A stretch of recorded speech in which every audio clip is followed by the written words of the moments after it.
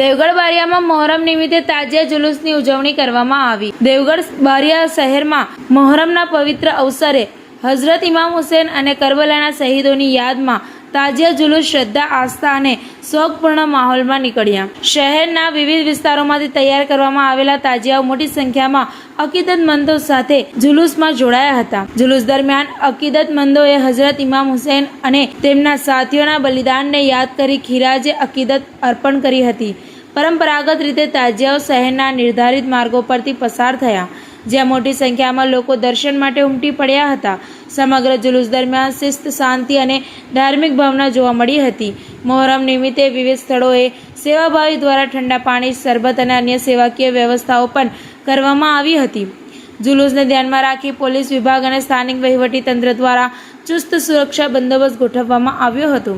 Traffic વ્યવસ્થાથી લઈને કાયદો અને વ્યવસ્થા જળવાઈ રહે તે માટે પોલીસના અધિકારીઓ અને જવાનો સતત હાજર રહ્યા હતા। મોહરમ માત્ર શોકનો દિવસ નથી, પરંતુ સત્ય, ન્યાય, માનવતા અને અન્યાય સામે અડીખમ રહેવાના સંદેશનું પ્રતીક પણ છે। દેવગઢ બારિયામાં પણ આ પવિત્ર અવસર શ્રદ્ધાભેર અને શાંતિપૂર્ણ વાતાવરણમાં ઉજવાયો, જેમાં મોટી સંખ્યામાં અકીદતમંદોએ ભાગ લઈ કરબલાના શહીદોને શ્રદ્ધાંજલિ અર્પણ કરી હતી। TV18 ન્યૂઝ નેટવર્ક સાથે રિપોર્ટર ઇમરાન શેખ, દેવગઢ બારિયા।